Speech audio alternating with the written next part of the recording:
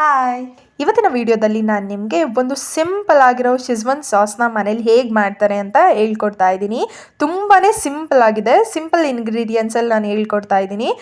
ಮತ್ತು ತಡ ಮಾಡದೆ ಹೋಗಿ ವಿಡಿಯೋ ನೋಡ್ಕೊಂಡು ಬರೋಣ ಬನ್ನಿ. ಅದಕ್ಕಿಂತ ಮುಂಚೆ ಇನ್ನೂ ನನ್ನ ಚಾನಲ್ನ ಯಾರೇ ಸಬ್ಸ್ಕ್ರೈಬ್ ಆಗಿಲ್ಲ ಪ್ಲೀಸ್ ಸಬ್ಸ್ಕ್ರೈಬ್ ಮಾಡ್ಕೊಳ್ಳಿ. ಹಾಗೆ ಪಕ್ಕದಲ್ಲಿ ಕಾಣಿಸೋಂಥ ಬೆಲ್ ಐಕನ್ನ ಕ್ಲಿಕ್ ಮಾಡಿ.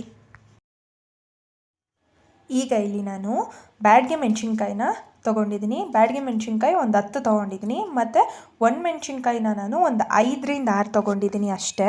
ನಿಮಗೆ ಖಾರ ಬೇಕು ಅಂತ ಹೇಳಿದ್ರೆ ನೀವು ಮೆಣಸಿನ್ಕಾಯಿನ ಇನ್ನೊಂದು ಸ್ವಲ್ಪ ನೀವು ಹಾಕ್ಕೊಳ್ಬೋದು. ಈಗ ಅದಕ್ಕೆ ನಾನು ಬಿಸಿನೀರು ಅಂದರೆ ಫುಲ್ಲು ಬಿಸಿ ಬಿಸಿ ಇರುತ್ತಲ್ಲ ನೀರು, ಆ ಬಿಸಿನೀರನ್ನ ಹಾಕ್ಕೊಂಡು ಒಂದು 5 ನಿಮಿಷ ಹಾಗೆ ಇದನ್ನು ನೆನೆಸ್ಕೊಳ್ತಾ ಇದ್ದೀನಿ. ಈಗ 5 ನಿಮಿಷ ಆದಮೇಲೆ ತೋರಿಸ್ತಾ ಇದ್ದೀನಿ ನೋಡಿ ಅದು ಹೇಗಾಗಿದೆ ಅಂತ ಹೇಳ್ಬಿಟ್ಟು. ಅಂದರೆ ಕರುಮ್ ಅನ್ನೋದೆಲ್ಲ ಎಲ್ಲ ಮೆತ್ತಗಾಗಿದೆ. ಈಗ ಅದನ್ನ ನಾನು ಎತ್ಕೊಂಡು ಒಂದು ಜಾರ್ ಒಳಗಡೆ ನಾನು ಹಾಕೊಳ್ತಾ ಇದ್ದೀನಿ. ಬಿಕಾಸ್ ಅದನ್ನ ನಾವು ಪೇಸ್ಟ್ ಮಾಡ್ಕೊಳ್ಬೇಕಲ್ವ, ಅದಕ್ಕೋಸ್ಕರ.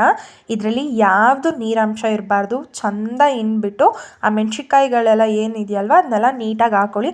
ಇನ್ ಕೇಸ್ ನಿಮ್ಗೆ ಅದರಲ್ಲಿ ಒಳಗಡೆ ಇರೋ ಬೀಜ ಬೇಕು ಅಂದರೆ ಹಾಗೆ ಹಾಕ್ಕೊಳ್ಳಿ. ಬೀಜ ಬೇಡ ಅಂದರೆ ಬೀಜ ಎಲ್ಲ ರಿಮೂವ್ ಮಾಡಿಬಿಟ್ಟು ನೀವು ಮುಂಚೆನೇ ಬೀಜ ಎಲ್ಲ ರಿಮೂವ್ ಮಾಡಿರಬೇಕು ನೆನೆಸ್ಬೇಕಾದ್ರೇ.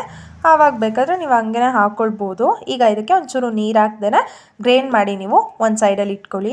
ಈಗ ನಾನಿಲ್ಲಿ ಒಂದು ಪ್ಯಾನ್ ತೊಗೊಂಡಿದ್ದೀನಿ. ಅದಕ್ಕೆ 8ರಿಂದ 10 ಸ್ಪೂನಷ್ಟು ನಾನು ಎಣ್ಣೆ ಹಾಕ್ಕೊಂಡಿದ್ದೀನಿ. ಏನಕ್ಕೆ ಅಷ್ಟು ಹಾಕ್ಕೊಂಡಿದ್ದೀನಿ ಅಂದರೆ ಎಣ್ಣೆ ಇದ್ದಷ್ಟು ಶೆಜ್ವಾನ್ ಸಾಸು ಚೆನ್ನಾಗಿ ಬರುತ್ತೆ, ರುಚಿ ಚೆನ್ನಾಗಿ ಕೊಡುತ್ತೆ ಅಂತ ಹೇಳಿಬಿಟ್ಟು. ಅದಕ್ಕೆ ನಾನೀಗ ಸ್ವಲ್ಪ ಶುಂಠಿ ಮತ್ತು ಬೆಳ್ಳುಳ್ಳಿನ ಸಣ್ಣದಾಗಿ ಹೆಚ್ಕೊಂಡಿದ್ದೀನಿ. ನೋಡ್ಬೋದು ನೀವು ಹೆಂಗೆ ಹೆಚ್ಕೊಂಡಿದ್ದೀನಿ ಅಂತ ಹೇಳಿಬಿಟ್ಟು. ಈಗ ಅದನ್ನ ನಾನು ಒಂದು ಲಿಟ್ಲ್ ಗೋಲ್ಡನ್ ಬ್ರೌನ್ ಬರೋವರೆಗೂ ಈಗ ನೀಟಾಗಿ ಮಿಕ್ಸ್ ಮಾಡ್ಕೊಳ್ತಾ ಇದ್ದೀನಿ. ಈಗ ಅದು ಗೋಲ್ಡನ್ ಬ್ರೌನ್ ಎಲ್ಲ ಬಂದಾಗಿದೆ ಅಲ್ವಾ. ಈಗ ಅದಾದಮೇಲೆ ನಾನು ಇಲ್ಲಿ ಪೇಸ್ಟ್ನ ಹಾಕ್ಕೊಳ್ತಾ ಇದ್ದೀನಿ.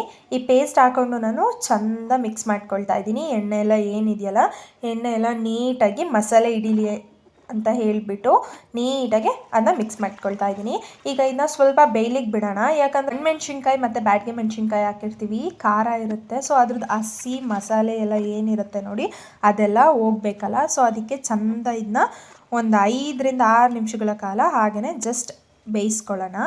ಈಗ ಇಷ್ಟೆಲ್ಲ ಖಾರ ಇದೆ ಅಲ್ವಾ, ಇಷ್ಟೆಲ್ಲ ಖಾರನ ತಡಿಲಿಕ್ಕೆ ಅಂದರೆ ಬ್ಯಾಲೆನ್ಸ್ ಮಾಡಲಿಕ್ಕೆ ಇಲ್ಲಿ ನಾನು 2 ಸ್ಪೂನಷ್ಟು ನಾನು ಟೊಮೊಟೊ ಕೆಚಪ್ನ ಹಾಕ್ಕೊಳ್ತಾ ಇದ್ದೀನಿ. ನೀವು ಅಷ್ಟು ಖಾರ ತಿನ್ನಲ್ಲ ಅಂತ ಹೇಳೋರು ಇನ್ನೊಂದು ಸ್ವಲ್ಪ ನೀವು ಟೊಮೊಟೊ ಕೆಚಪ್ನ ಹಾಕ್ಕೊಳ್ಬೋದು.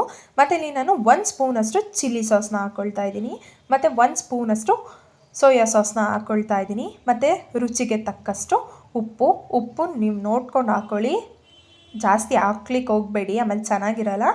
ಮತ್ತು ಸ್ವಲ್ಪ ಸಕ್ಕರೆ ಹಾಕ್ಕೊಳ್ತಾ ಇದ್ದೀನಿ. ಇದೇನಪ್ಪ ಶೆಜ್ವಾನ್ ಸಾಸ್ಗೆ ಸಕ್ಕರೆ ಅಂತ ಅಂತೀರಾ, ಒಂದು ಸಾಕು ನೋಡಿ, ಟ್ರೈ ಮಾಡಿ ನೋಡಿ, ತುಂಬಾ ಚೆನ್ನಾಗಿರುತ್ತೆ.